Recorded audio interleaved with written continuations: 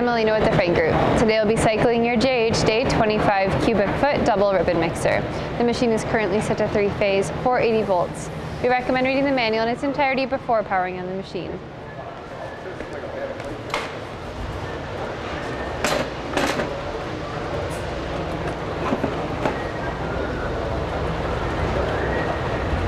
I'll now demonstrate variable speed.